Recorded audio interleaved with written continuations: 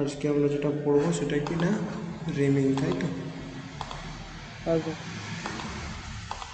ঠিক আছে, স্ক্রিনটা শেয়ার হয়েছে তো?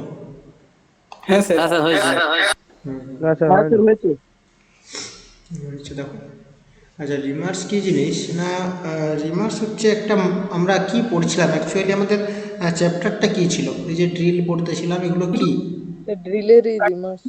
না না, ওটা কি কোন চ্যাপ্টারের মধ্যে পড়ে? এটা কি ধরনের টুল পড়ছিলাম আমরা?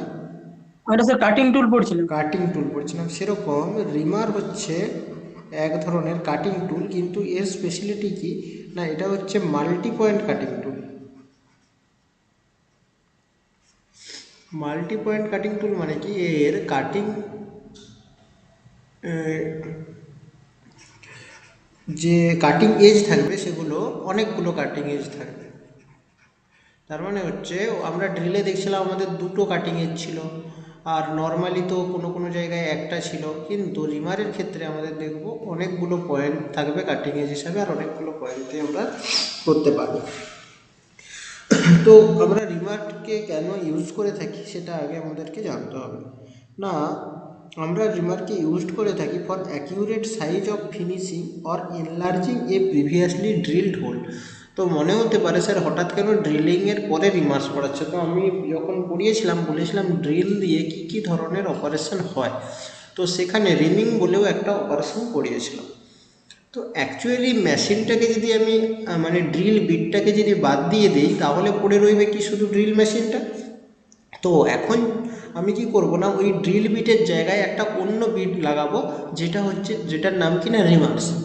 ওই রিমার্সটা লাগিয়ে দেওয়ার পরে ওই অপারেশনটার নাম হয়ে যাবে রিমিং। তার মানে হচ্ছে যখন ওই মেশিনটাই ড্রিল বিট কাজ করছিল তখন তাকে বলছিলাম ড্রিল মেশিন, আর ওখানে যে অপারেশনটা হচ্ছিল সেটাকে বলছিলাম ড্রিলিং অপারেশন। আর যখন আমি রিমার্স লাগিয়ে দেব ওই অপারেশনটাকেই আমি কি বলবো না রিমিং। রিমিং। তো হঠাৎ ড্রিলিংয়ের পরেই আমরা কেন রিমিং করছি, আর সেটা জানার জন্য আমাদেরকে আগে জানতে হবে কি না ড্রিলের কাজ কি। ড্রিলের কাজ হচ্ছে কোনো একটা হোল করা, তাই তো? হ্যাঁ স্যার। কোনো হ্যাঁ একটা স্যার। হোল করা। তো আমি যখন ড্রিল দিয়ে হোল করতে যাব, আমি দেখব এই হোলের সারফেসে, এই হোলের সারফেসে কিছু পরিমাণে সারফেস রাফনেস থাকবে, মানে রাফনেস কিছুটা পরিমাণের থাকবে। আবার কোনো কোনো ক্ষেত্রে দেখা যায় আমাদের যেই ড্রিলটা করতে হয়েছে ওর থেকে একটু বেশি পরিমাণের যদি ড্রিলটা হতো, আমি ড্রিল তো করে দিয়েছি, করার পরে দেখছি কি আমার কোনো একটা নাট এটার মধ্যে দিয়ে যাচ্ছে না, তো সেক্ষেত্রে দেখা যাচ্ছিলো যদি আমার ড্রিলটা আরেকটু বড় করা যেত। তার মানে কি, হয় এনলার্জিং করা, কিংবা যখন আমি সারফেস রাফনেসটাকে ঠিক করে দিচ্ছি সেই প্রসেসটাকে কি বলে ফিনিশিং করা। তো এনলার্জিং কিংবা ফিনিশিং করা, কার এনলার্জিং বা ফিনিশিং করা না প্রিভিয়াসলি ড্রিলড হোল, মানে আগে যে সকল ড্রিল করে আমরা যে হোলগুলোকে করেছি সেটাকে যদি বাড়াতে চাই বা এনলার্জ করতে চাই, কিংবা যদি সেটার সারফেস রাফনেসকে স্মুথ করতে চাই, তখন আমাদেরকে রিমিং ইউজ করতে হবে। বোঝা গেল? হ্যাঁ স্যার। কিন্তু আচ্ছা। কখনোই হ্যাঁ স্যার। সেইটা, যেমন ধরো ড্রিলের হোলের যদি ডায়ামিটার 5 মিলিমিটার থাকে, সেটা কখনোই 7 মিলিমিটার মানে হয়ে যাবে না। এনলার্জ করা মানে কিন্তু এমন নয় যে খুব বেশি এনলার্জ করা, মানে ধরতে পারো 0.1 থেকে 0.5 কি 0.7 পর্যন্ত এনলার্জ করা। যদি আমার খুব বেশি দরকারি হয় আমি তাহলে বেশি ড্রিল বিট নিয়ে নেব, বেশি ডায়ামিটারের, কিংবা আমরা অন্য টুলের ইউজ করব। ম্যাক্সিমাম মিনিমামটা করার জন্য, মানে জাস্ট আমার মিনিমাম পরিমাণের এনলার্জ করা, তার সাথে সাথে সারফেস রাফনেসটাকে আরও স্মুথ করা, ফিনিশিংটাকে আরও ভালো করা, অ্যাকিউরেট সারফেস ফিনিশিং করার জন্য আমরা রিমিংকে ইউজ করি। তো রিমিং কীরকম জিনিসটা তার ছবিটা আগে তোমাদেরকে দেখালেই তোমাদের মাথায় অনেকটা বুঝতে পারবে কীরকম। না, এটা এক ধরনের স্পাইরাল রিমিং, আর আমরা স্পাইরাল রিমিং সম্পর্কেই পড়বো। দেখো এইটা তো আমাদের স্যাঙ্ক, এটা আমি জানি এটাকে স্যাঙ্ক বলে, আর এইটা পুরোটাই হচ্ছে একটা কাটিং টুল হিসাবে কাজ করছে। এর প্রত্যেকটা ব্লেড দেখো এরকম হেলিক্যাল আছে, আর যেমন ড্রিলের ক্ষেত্রে মাত্র দুটো ফ্লুট ছিল, এখানে কিন্তু মাল্টিপল ফ্লুট আছে। আর ফ্লুট কিসের কাটিং এজ কিসের, এই ফ্লুটের কি জেনারেট করে না, ফ্লুট জেনারেট করে কাটিং কাজ এজ। করে। ফ্লুটু মানে আমাদের যে কাটিং এজটা থাকে, যেই এজটা দিয়ে কাটে, সেটা কোথা থেকে জেনারেট হয়, আমরা ড্রিলের ক্ষেত্রে দেখেছিলাম না, ফ্লুট থেকে। তো এখানে যেহেতু মাল্টিপল ফ্লুট আছে, ফ্লুট কোনগুলোকে বলে না, এই যে এখানে যেই গ্রুপগুলো কাটা আছে এগুলোকে ফ্লুট বলে। তো এই প্রত্যেকটা ফ্লুটের জন্য একটা করে কাটিং এজ পেয়ে যাচ্ছে, আর একটা করে কাটিং এজ পেয়ে যাচ্ছে মানেই মাল্টিপল কাটিং টুল হয়ে যাচ্ছে যখনই। তাহলে আমরা কেন মাল্টিপল কাটিং টুল বলছিলাম সেটা বোঝা যাচ্ছে। এবারে তোমাদের মনে হবে স্যার এর সামনেটা কীরকম আছে সেটা তো বোঝা যাচ্ছে না, যে এর সামনেটা কিছুটা বোঝা যাচ্ছে, কিন্তু আমাদেরকে আরেকটু ইন ডিটেলসে পড়ার জন্য আরেকটু আমাদেরকে ভালো করে পড়তে হবে। কোথায় ছবিটা আঁকবো, এখানটাই আঁকছি।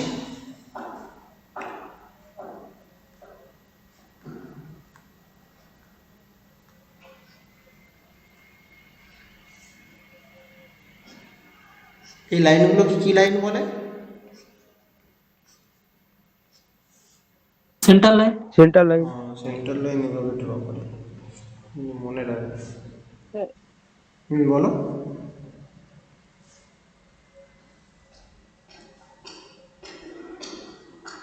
কেউ কিছু বলছো, আমি কিন্তু শুনতে পাচ্ছি না।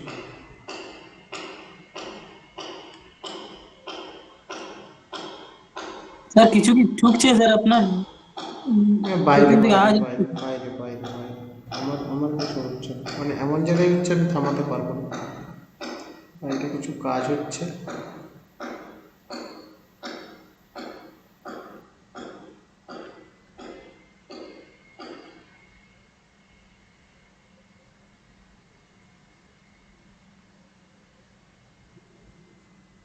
এই ছবিটা তো খুব কষ্টের আছে।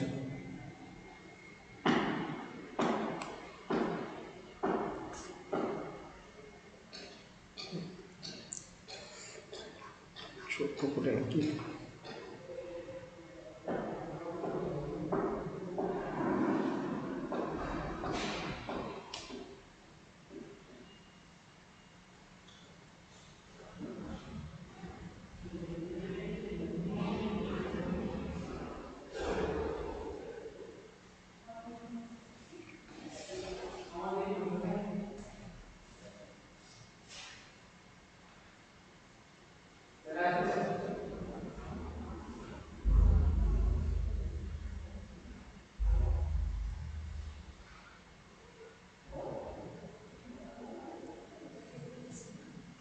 ছবি আমি একটা নর্মাল আঁকে এঁকে দিই, তারপরে একটা ব্লেডকে আমি একটু বড় করে এঁকে তোমাদেরকে বুঝিয়ে দেবো ব্যাপারটা।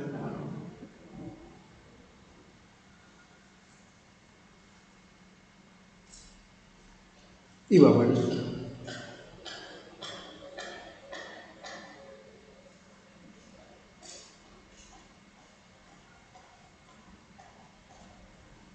ঠিক আছে, একটা নর্মাল আপাতত এঁকে দিচ্ছি।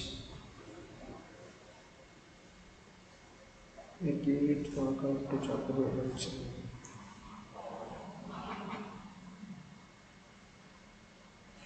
তার মানে এটা এটা মোটেই ঠিক হয়নি। একটা সার্কুলার আমি যেটা আঁকতে চাইছিলাম, একটা ব্লেড, মানে প্রত্যেকটার মাথায় না এখানে ব্লেড থাকে, মানে এই যে এই সামনেটাকে আমি অ্যাকচুয়ালি বড়ো করে আঁকতে চাচ্ছিলাম, যেটা আমি এখানে এঁকে উঠতে পারলাম না। এখানে এই প্রত্যেকটার মাথায় একটা করে ব্লেড থাকে, এই ব্লেডগুলো আমি একটা ব্লেডকে খুব একটু বড়ো করে আঁকার চেষ্টা করছি, তাহলে আশা করি বোঝা যাবে। এটার জন্য আমি এটা, আচ্ছা এটাকে পুরোটা ইরেজ করতে দিয়ে একটাই ব্লেড আঁকি ভালো করে, তাহলে আমাদের আরও বুঝতে সুবিধা হবে। মানে এটুকুন তো বুঝতে পারছো যে সামনেটা কীরকম হতে চাইছে, মানে ছবিটা যতটুকু এঁকেছিলাম দেখে। হ্যাঁ স্যার, ওটা বোঝা যাচ্ছে।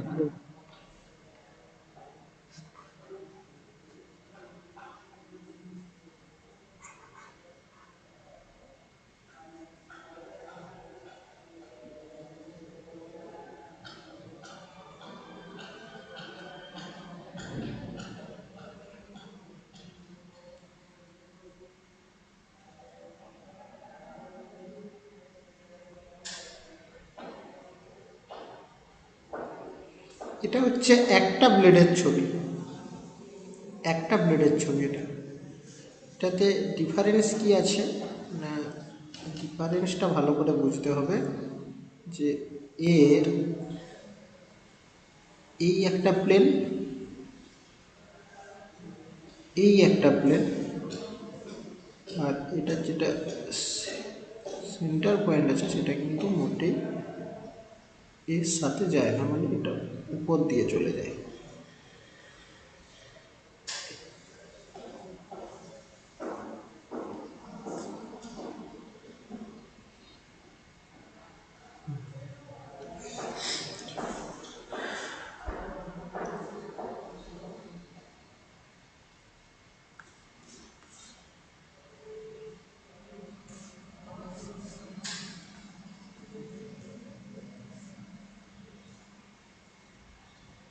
স্যার এটা আঁকবো? চাইলে আঁকতে পারো, না চাইলে নাও আঁকতে পারো।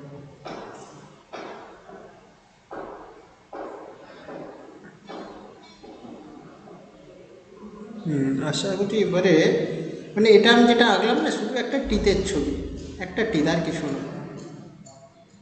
এখানে যে টিতটা দেখতে পাচ্ছ সাপোজ হলো এই টিতটার ছবি। আমি কেন এটা আঁকলাম না, এটা তোমাদেরকে আঁকলাম তার জন্য হচ্ছে আমাদেরকে এই কাটিং জিওমেট্রিটা আমাদেরকে জানতে হবে, যে কোথায় কী ধরনের জিনিস থাকে, কী ধরনের অ্যাঙ্গেল আছে, সেটা আমাদেরকে কাজে লাগবে। সেটা হওয়ার আগে আমাদের দু ধরনের রিমার হয়, সেটা আগে আমরা উপরে একটু জেনে নিই। যে কী জানবো না, টাইপস অফ রিমার বা classification of reamer. Classification of reamer. প্রত্যেকটা জিনিস সম্পর্কে আমি বেশি বলবো না, অত জানার দরকারও নেই। এক হচ্ছে হ্যান্ড রিমার, আর দুয়ে হচ্ছে মেশিন রিমার। মানে যেরকম হ্যান্ড ড্রিল ছিল আর যেরকম মেশিন ড্রিল ছিল, ফাংশন একই। যখন বাই হ্যান্ডে আমরা রিমিং করব তখন তাকে বলবো বাই হ্যান্ড রিমার, আর যখন মেশিন রিমিং করব তখন সেটাকে বলবো মেশিন রিমার। এবারে উপরের যে ছবিটা দিয়েছি এটা হচ্ছে হ্যান্ড রিমারের একটা ছবি। এইটা সম্পর্কে কিছু মানে এর পার্টসগুলো আমাদেরকে জানতে হবে, যে কী কী এলিমেন্ট থাকে একটা হ্যান্ড রিমারে। এর মধ্যে আমার সব জানার দরকার নেই, যেই যেই পার্টগুলো তোমাদের কোশ্চেন আসে বা যেই যেই পার্টগুলো তোমাদের বেশি জানার দরকার আমি সেগুলো তোমাদেরকে বলে দিচ্ছি। যেমন এই যে অ্যাক্সিসটা দেখতে পাচ্ছ, এটার যে সেন্টার লাইন, যে সরি এই যে অ্যাক্সিসটা যেটা রিমারের মাঝ বরাবর গেছে দেখতে পাচ্ছ, এই এটা এটা এটাকে বলে রিমার অ্যাক্সিস।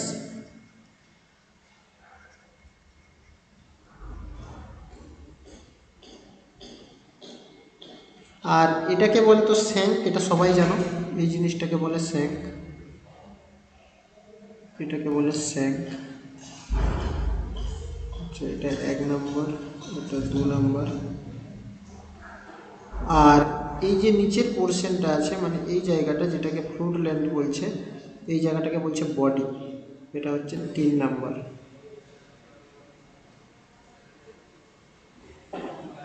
ঠিক আছে, আর এটাকে বলে ফ্লুইড লেন্থ, মানে বডিটা হচ্ছে তোমার কিন্তু পুরোটা এই জায়গাটা থেকে শুরু, কিন্তু ফ্লুইড লেন্থটা হচ্ছে যেখানে শুধুমাত্র ফ্লুইড আছে, পুরোটাকে বলে ওভারঅল লেন্থ। আর এটাকে বলে স্যাঙ্কের, যেটা স্যাঙ্কের লেন্থ আছে, স্যাঙ্ক দু ধরনের হয় আমি বলেছিলাম, একটা স্ট্রেট আর একটা ট্যাপার। এখানে ট্যাপারটা দেখানো আছে। ফুড ল্যান্ড কোনটা বললাম? ফ্লুইড লেন্থ হচ্ছে এই জায়গাটায়, দেখো এই যে এটা ফ্লুইড লেন্থ। স্যার তাহলে ওই যে জায়গাটা জায়গাটা তো পেঁচানো বডি হয়েছে, বলছেন। হ্যাঁ হ্যাঁ, স্যার যে ওই জায়গাটা জায়গাটা তো স্যার বডি, পেঁচানো হয়েছে ওইটা। একজন বলো। সে বলছি ওই জায়গাটা তো বডি বলতেন না? বডিটা এখান থেকে শুরু হয়ে যাচ্ছে, মানে এই যে কাটার সুইপ বলে যেই পোর্শনটা আছে এই জায়গাটা থেকে বডি শুরু হয়ে যাচ্ছে, আর শুধু এইটুকুনটা ফ্লুইড লেন্থ। ও স্যার বুঝতে পারছি। ঠিক আছে, আর এই যে এইটুকুন যে জায়গাটা আছে, যে তোমাদের যেটা কনফিউশন হচ্ছে যে শুধু বডি আর ফ্লুইডের মধ্যে পার্থক্যটা কী আছে, ধরে নাও এরকম যে বেঁকে গেল আমার লাইনটা, এই যে এই জায়গাটা, তো তুমি বলছো স্যার তাহলে এই জায়গাটা কি, এই জায়গাটার নাম হচ্ছে লিখে দিচ্ছি এটার উপরে, রেসেস, এই জায়গাটার নাম মানে স্যার রেসেস। মানে স্যার গ্যাপটা। হ্যাঁ, ওই গ্যাপটার নাম হচ্ছে রেসেস।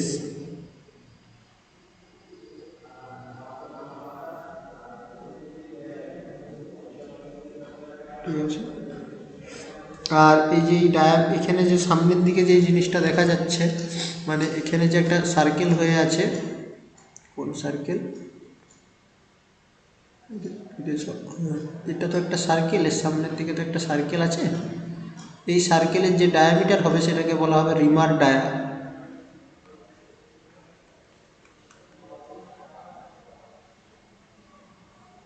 সে ওটা হোল আছে। হোল, হ্যাঁ একটা হোল থাকে, একটা হোল থাকে ছোট, থাকতেও হ্যাঁ থাকে, হোল থাকে। সে ওটা কি জন্য থাকে হোলটা? হোলটা, ওটার তো কোনো কিছু কাজ নেই স্যার। না না হোলটার কাজ নেই, অ্যাকচুয়ালি কাজ নেই, কিন্তু বলতে পারো অনেক ধরনের, এর যদি তুমি একটু মেকানিক্যাল এভাবে দেখো, অনেক ধরনের হেল্প করে। এটা যে স্ট্রেংথ অ্যানালাইসিস যখন করবে, যদি একটা নিটোল সেন্টার রিমার পয়েন্ট। হয়, নিটোল রিমার হয়, তার থেকে যদি এর মাঝখানে একটা স্পেস থাকে তাহলে তার ওয়ার্কিং এফিসিয়েন্সি বেড়ে যাবে। আবার তার সাথে সাথে কিছু পরিমাণের আমাদের মেটালও বেড়ে যাচ্ছে, আমাদের পুরো মেটালটা লাগছে না। এটা স্ট্রেস অ্যানালাইসিস করলে কিংবা স্ট্রেংথ অ্যানালাইসিস করলে দেখা যায় যে এটা আমার যদি মাঝখানে মেটালটা কম থাকে, তখন আমাদের ওয়ার্কিং এফিসিয়েন্সিটা বেড়ে যায়, ওই জন্য বলে রাখা। ঠিক আছে। আচ্ছা, এবারে বলি আমাদের যেটা দরকার ছিল, এখানে দু তিনটা জিনিস আমাকে জানতে হবে। সেটা হচ্ছে এই ফ্লুটগুলো থেকে কিংবা এই যে এটা একটা কাটিং, ওটাকে কী বলে, এটা তো একটা ব্লেড। তো ওই ব্লেডটাতে কোন জায়গাটাকে কি বলবে, যেই জায়গাটা দিয়ে কাটবে সেই জায়গাটাকে কি বলবে? ধরো এই কাটিং জায়গাটা, এজ। এই জায়গাটা দিয়ে কাটছে, তো এইটাকে বলা হবে এজ। না সরি, মানে কাটবে তো কাটবে তো এই মাথাটা দিয়ে, তো মাথাটা দিয়ে কাটার পরে যখন চলে যাবে এটাকে বলবে ফেস। আর এই জায়গাটা, এটাকে বলবে কাটিং এজ। ঠিক আছে। আর দেখো দুটো গ্যাপ আছে, এই যে নিচের দিকে যেই হেলিক্স মানে ইনক্লাইন্ড এটা আছে, এটাকে বলা হয় হিল।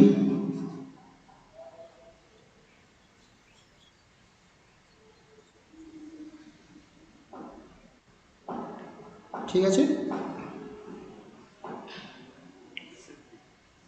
আর একটা লাইন থাকে যেটা যখন কাট করবে তখন আসবে, এটা হচ্ছে এইভাবে থাকে, লাইন থাকে এখানে। স্যার হ্যাঁ বলো। এদের মধ্যে স্যার একটু কনফিউজ লাগছে কোনটা। কোনটার মধ্যে? স্যার হিলের মধ্যে স্যার, মানে স্যার কোনটাকে আমরা মানে কোনটার মধ্যে আমি বুঝতে পারছি না, শুনতে পাচ্ছি না। হ্যাঁ স্যার হিলের মধ্যে। আরে শুধু এইটুকুন জিনিসটা, আচ্ছা কালারটা চেঞ্জ করে দিচ্ছি, শুধু এই জায়গাটা হিল, আর এই পুরো জায়গাটা হচ্ছে ফেস।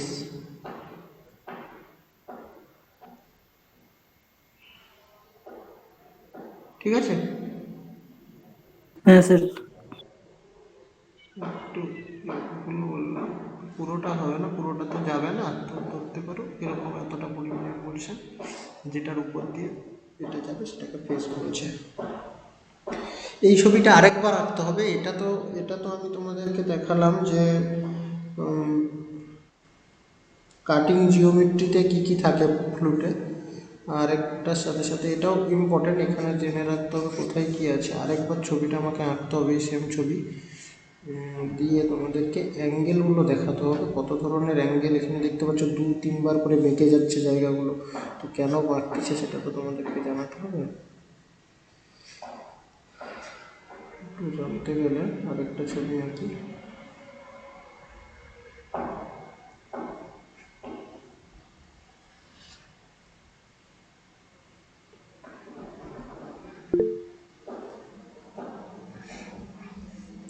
ঠিক আছে।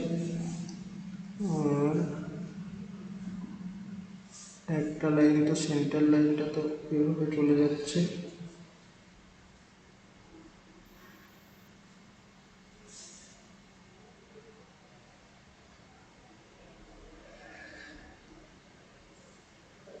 এই লাইনগুলো কিন্তু আমি জাস্ট এর জন্য টানছি, এগুলো টুলের কোনো পার্ট না, এটা তোমাদেরকে অ্যাঙ্গেলগুলো বোঝাবো বলে। মেন আমার যে টুলটা ছিল সেটা হচ্ছে নীল কালারের, এই সরি সবুজ কালারের। এটার ক্ষেত্রে এটাকে একটু মোটা করে দিই, তাহলে বোঝা যাবে।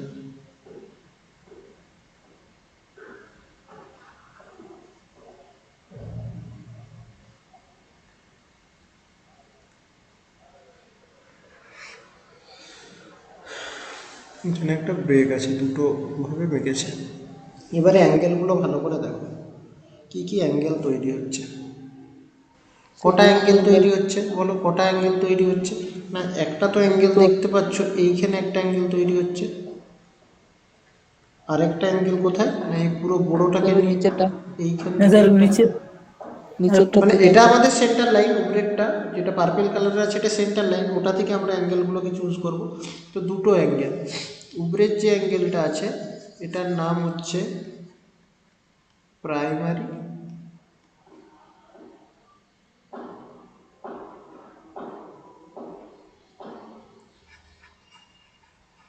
Clearance angle. আর সেকেন্ডারিটা যেটা আছে এটা হচ্ছে সেকেন্ডারি ক্লিয়ারেন্স অ্যাঙ্গেল। দুটো লেন্থও আছে, কীরকম দুটো লেন্থ শুরু করতে হবে। একটা তো হচ্ছে সরি, এটা সেন্টার লাইনটাকে যদি আমি সোজা করে দিই একটু বেঁকে আছে। স্যার ওটাকে নিচেরটাকে আলাদা করে ধরবো না? নিচেরটাকে ধরবো, যে সেকেন্ডারি থেকে যদি প্রাইমারিটা বাদ দিয়ে দিই, তাহলে আমরা অ্যাঙ্গেল কিসের সাথে ড্র করি? অ্যাঙ্গেল হরাইজন্টাল লাইনের সাথে ড্র করি না, আমরা কখনো এরকম হ্যাঁ, অ্যাঙ্গেল ড্র করি না, একটা লাইনের সাপেক্ষে। এই লাইনটার সাপেক্ষে দুটো লাইন, তো আমরা কোথা থেকে অ্যাঙ্গেলটা ড্র করবো? এখান থেকে একবার, এখান থেকে একবার, কেননা আমাদের চাঁদা তো এভাবে থাকে না। তো এবারে হ্যাঁ। যখন এটা থেকে এটাকে বাদ দিয়ে দেবো তখন অটোমেটিক এটা পেয়ে যাবো। না স্যার, আমি বলছি যে ওইটার মানে ওই অ্যাঙ্গেলটার নাম নেই, ওইটাই বলছি। না, এটার আলাদা করে কিছু নাম নেই। স্যার তাহলে ওইখানে উপরে লেখা ছিল যে একটা হিলিং অ্যাঙ্গেল বলে একটা। কোনটা? আচ্ছা আচ্ছা, মানে হ্যালিক্স অ্যাঙ্গেল। ও আচ্ছা আচ্ছা, এটা হিল আছে বলে এটাকে হিলিং অ্যাঙ্গেল বলা হয়। এটা এই জায়গাটার নাম তো হিল, ওই জন্য এটাকে হিলিং অ্যাঙ্গেল বলা হয়। একই ব্যাপার, মানে নাম দিয়ে দেওয়া হয়েছে আর কি। নাম তুমি তো যেটা খুশি দিতে পারো, অনেক ধরনের নাম আছে, তো কটা নাম আর বলবো আমি। প্রত্যেকটা জিনিসের এত নাম আছে না এখানে, শুধু রিমার্সটা মানে এত বড় জিনিস, ধরো রিমার্স পড়াতে গেলে আমার 3-4 দিন লেগে যাবে, কিন্তু তোমাদের অত নেই, তো শুধু শুধু আমি ভাবছি যে রিমার্সটা এই সিলেবাসে তো দিয়ে দিয়েছে, কিন্তু ছেলেদেরকে রিমার্স পড়ানো তো সহজ নয়। ড্রিল আর রিমাল পড়াতে অনেক সময় লাগে, কেননা অনেক অ্যাঙ্গেল আছে, অনেক প্লেট আছে, অনেক কিছু আছে রিমার্সে, স্যার সময় লাগে। যেগুলো থেকে স্যার কোশ্চেন দেয় ওগুলো আলোচনা করে দিন। হ্যাঁ, সেটা তো বলছি আমি, তবুও যতটা সম্ভব বেশি বলার চেষ্টা করছি, কিন্তু বেশি বলে একটা জিনিস নিয়ে বেশি বলতে থাকলে তো আমাদের লস না, কেননা না এধারে সিলেবাস শেষ হবে, না এখান থেকে তুমি শেষে কিছু প্রশ্ন পাবে, দুটোই হবে না। নলেজ হবে, কিন্তু সেটা নিয়ে কি করবে যদি পরীক্ষায় পাসই না করতে পারলে? তো নলেজও নিতে হবে, তার সাথে সাথে আমাকে জানতে হবে। জানতেও হবে, দুটোকে জানতে হবে, একসাথে শিখতে করতে হবে। হবে। তো বেসিকটা বলে দিচ্ছি, এবারে যার ইন্টারেস্ট থাকবে সে এটা নিয়ে আরও পড়বে, যতটা দরকার। যার বেশি জানার থাকবে তাকে তো পড়তে হবে। দেখো প্রথমের যে গ্যাপটা, তার মানে হচ্ছে এই গ্যাপটা, এই যে এই গ্যাপটা, তার মানে হচ্ছে এইটুকুন যে গ্যাপটা, এই গ্যাপটার নাম হচ্ছে প্রাইমারি ক্লিয়ারেন্স। Primary clearance. আর এইখানের যে গ্যাপটা, তার মানে যে হিলের যে লেন্থটা, এটাকে বলে সেকেন্ডারি ক্লিয়ারেন্স। আচ্ছা, এটা আঁকো তারপরে বলছি।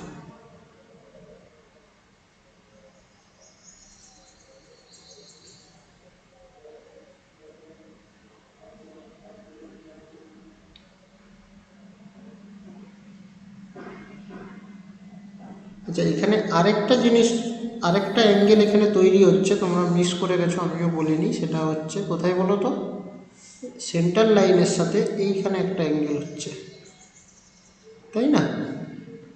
এই অ্যাঙ্গেলটার নাম হচ্ছে রেগ অ্যাঙ্গেল। আমি সবসময় রেগ অ্যাঙ্গেল যখন যখন পড়িয়েছি আমি বলেছি কাটিং এজের সাথে পারপেন্ডিকুলার যেই অ্যাঙ্গেল করে সেটাকে বলে রেগ অ্যাঙ্গেল। এইটা আমাদের কাটিং এজ ছিল, এই যে কাটিং এজ এখানে আছে, এই কাটিং এজটা পারপেন্ডিকুলারের সাথে যেই অ্যাঙ্গেল তৈরি করবে সেটাকে বলবে তোমার কি না রেগ অ্যাঙ্গেল। কিছু কিছু ক্ষেত্রে, কিছু কিছু ক্ষেত্রে এরকম হয়, কাটিং টুলটা না এরকম হয়, দেখবে এটা যদি সেন্টার লাইন হয়, তোমার কাটিং টুলটা অনেক সময়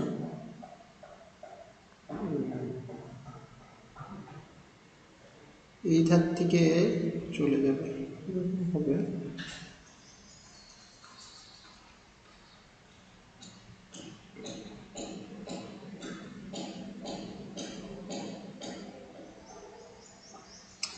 আরে, সবগুলো আঁকতেছি, এত প্রবলেম হচ্ছে। এরকম করে ঘুরতে থাকে, তার মানে কি না এই সেন্টার লাইনটা আর এই কাটিং এজটা এইভাবে থাকে। সেন্টার লাইনের ভেতরের দিকে কাটিং এজ থাকে, এটা দেখো সেন্টার লাইনের বাইরের দিকে কাটিং এজ আছে। এই রেগ অ্যাঙ্গেলটাকে নেগেটিভ রেগ অ্যাঙ্গেল বলে, আর যখন এটা ভেতরের দিকে হবে সেটাকে পজিটিভ। তোমাদের অত কিছু জানার দরকার নেই, তুমি শুধু এটুকুন মনে রাখো যে এটাকে রেগ অ্যাঙ্গেল বলে। আর হেলিক্স অ্যাঙ্গেলটা আশা করি তোমরা সবাই বুঝতেই পারছো, যে এই যে যেটাকে এই সেন্টার লাইন এটা, আর তার সাথে যেই অ্যাঙ্গেলে এটা হেলে আছে সেটাকে হেলিক্স অ্যাঙ্গেল বলে, এটাকে হেলিক্স অ্যাঙ্গেল বলে। এটা কিংবা এই যে এই অ্যাঙ্গেলটাকে, এই যে যেখানে দেখো ছবিটা দেওয়া আছে, এই অ্যাঙ্গেলটাকে কালারটা চেঞ্জ করে দেখাই, এটাকে হেলিক্স অ্যাঙ্গেল বলে। বোঝা গেছে কোনটাকে হেলিক্স অ্যাঙ্গেল বলে আর কোনটাকে রেগ অ্যাঙ্গেল বলে? ড্রিলের ক্ষেত্রে কিন্তু হেলিক্স আর রেগ একই ছিল, কিন্তু এটার ক্ষেত্রে কি হবে দেখি। এটার ক্ষেত্রে রেগ অ্যাঙ্গেলটা হচ্ছে কাটিং এজ, কাটিং এজ একই হবে, এটার ক্ষেত্রেও একই হবে, কিন্তু ছবিটাই আলাদা আলাদা করে বুঝতে হবে যে এখানে কোনটাকে বলছে ওখানে কোনটাকে বলছে, বিপরীত হবে। তোমাদেরকে কেন বারবার ছবিগুলো দিয়ে দেখাচ্ছি, কেননা তোমাদেরকে এই ছবিগুলোই এঁকে দেবে, দিয়ে এই গ্যাপটার নাম বলে দেবে, বলবে এই গ্যাপটার নাম কি বলো, এই ফেসটার নাম কি বলো, এগুলো আসবে। ওই জন্য তোমাদেরকে এই ছবিগুলো ধরে বারবার বলছি। কি স্যার, কি বললেন? বলছি এই ছবিগুলো দিয়েই কোশ্চেন আসবে, এরকম একটা ছবি দিয়ে দেবে, দিয়ে বলবে এই পেজটার নাম কি কিংবা এই অ্যাঙ্গেলটার নাম কি, এরকম ছবি কোশ্চেনগুলো আসে। ওই জন্য তোমাদেরকে এগুলো দেখাচ্ছি।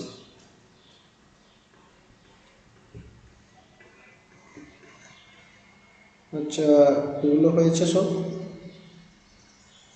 হ্যাঁ স্যার হয়ে গেছে। স্যার হ্যাঁ বলো বলো।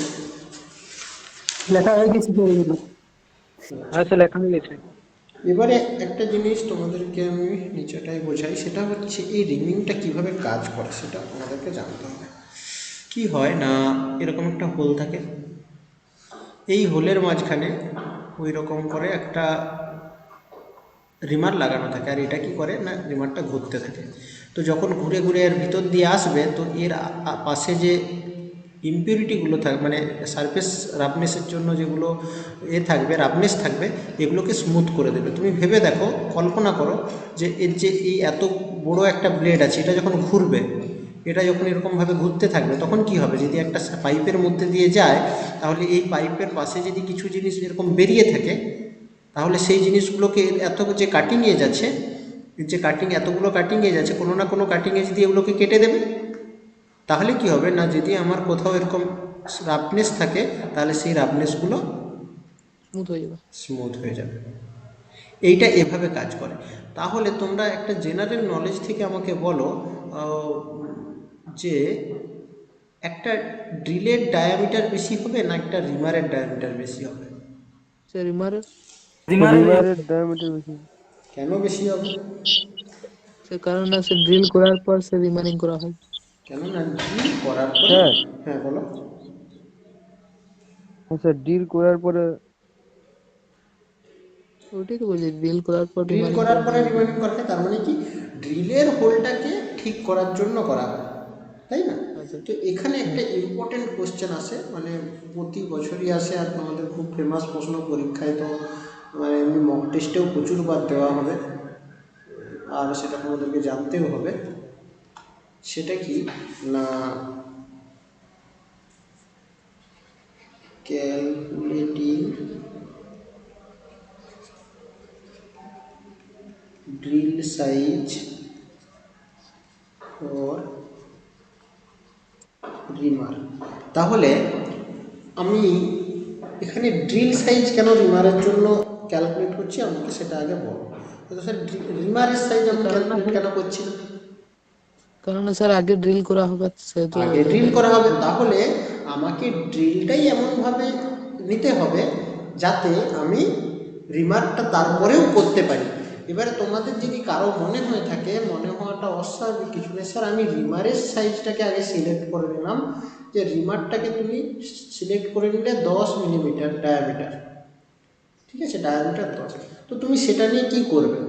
আগে তো তোমাকে ড্রিল করতে হবে না, তো তুমি যদি ড্রিলটাকেও নিয়ে নাও, তারও ডায়ামিটার 10 মিলিমিটার, তাহলে তুমি সেই 10 মিলিমিটারের ডায়ারে এই রিমারটাকে আর নিয়ে যেতে পারবে না, মানে নিয়ে গেলে তার কোনো পরিবর্তন হবে না। কিন্তু আমি যদি রাফনেস থেকে যাবে। 10 মিলিমিটারের এটা যদি ড্রিল হয় আর এটা যদি রিমার হয়, তো এখানে যদি আমি 11 মিলিমিটারের একটা ডায়ামিটারের রিমারকে এর মধ্যে দিয়ে নিয়ে যাই, তাহলে এই হোলটাকে এই 1 মিলিমিটার বাড়াতে পারবে। আর যদি এটাকে আমি করে দিই 10.5 মিলিমিটার, তাহলে 0.5 মিলিমিটার বাড়বে।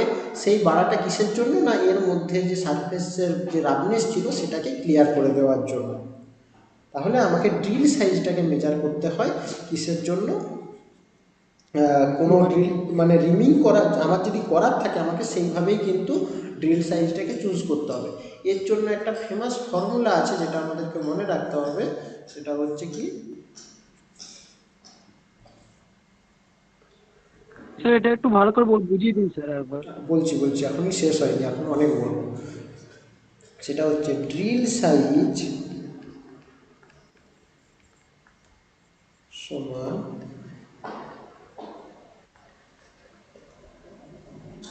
রিমড সাইজ মাইনাস, এখানে যে দুটো টার্ম লিখব বোঝার চেষ্টা করবে না, শুধুমাত্র শুনবে, যখন বোঝানোর আমি ঠিক বুঝিয়ে দেবো। Under size plus over size. আচ্ছা, এটাই এইটুকুন তুমি শুধু এই এই এই জিনিসটার কথা ভুলে যাও। তুমি আমাকে একটা জিনিস তুমি জানো যে ড্রিল সাইজটা সবসময় রিমড সাইজের থেকে বড় হতে হবে না ছোট হতে হবে? ছোট হতে হবে। তাহলে তুমি ভেবে নাও এটা যদি 10 হয়, রিমডের সাইজ কি হবে? 11 বা 11 হবে স্যার। 10.5। 10.5। এর চেয়ে স্যার বেশি হবে। রিমডের সাইজ তো বেশি হতে হবে। তাহলে বেশি হ্যাঁ, তো হয়েও এই জিনিসটা বাদ যাচ্ছে, যেটাকে আমি আরেকটু ঘুরিয়ে বলছি, দাঁড়াও তোমাদের আরেকটু ক্লিয়ার করে দিচ্ছি। তুমি ভাবো যে আমরা এখন রিমিং করেছি, তো তুমি রিমিংয়ের সাইজটা ভাবো, রিমড সাইজ। তুমি জানো যে রিমিংয়ের সাইজ সবসময় ড্রিল সাইজের থেকে বেশি হয়, তাই তো? আচ্ছা। কতটা বেশি হয়? হ্যাঁ স্যার। কতটা বেশি হয়? না কতটা বেশি হয় Point সেটা one। হচ্ছে under size plus over size. এই আন্ডার সাইজ প্লাস ওভার সাইজের যে পরিমাণের লেন্থ হয়, সেইটা হচ্ছে তোমার রিমড সাইজের বেশি ডায়ামিটার ড্রিল সাইজের থেকে। আচ্ছা, যদি রিমডের সাইজ, আমি বলছি যে তোমার কাছে একটা ড্রিল আছে 10 মিলিমিটারের, আমি তোমাকে বলে দিলাম আন্ডার সাইজ আর ওভার সাইজ মিলে এটা হচ্ছে 0.25 মিলিমিটার। এবারে তুমি আমাকে বলো রিমডের সাইজ কত হবে? স্যার আমার স্যার 10.25। 10.2 মাথাটা কেটে কেটে আসছে স্যার। 10.25 মিলিমিটার। তাহলে তোমাদেরকে একটা জিনিস বুঝতে হবে, সেটা হচ্ছে যে ড্রিল সাইজটা সবসময় কিন্তু রিমড সাইজের থেকে ছোট হবে, আর রিমডের সাইজটা ড্রিল সাইজের থেকে বড় হবে। কতটা বড় হবে? না এই আন্ডার সাইজ প্লাস ওভার সাইজের যে লেন্থটা সেই পরিমাণের বড় হতে হবে। কেননা তাহলে আমি এটুকুনও বলতে পারি, যেই হোলটা আমরা রিম করব সেটাকে আমরা এতটা পরিমাণের এনলার্জ করব। বোঝা গেল কি বোঝা গেল না? স্যার বোঝা গিয়েছে। গেল, কিন্তু স্যার ওই আন্ডার সাইজ ওভার সাইজ ওটা বুঝতে পারলাম। আমি তো বলছি সেটা আমি ঠিক সময়ে বলে দেবো, তোমরা বাকিটা বোঝার চেষ্টা করো যে কোনটার বড় আমি বাকিটা কোনটার বুঝে কম, গেছি। কেন প্লাস চিহ্ন কোথায় হচ্ছে, কোনটার ক্ষেত্রে মাইনাস চিহ্ন হচ্ছে, সেটা আগে বোঝো। হ্যাঁ স্যার এটা বুঝতে পেরেছি স্যার।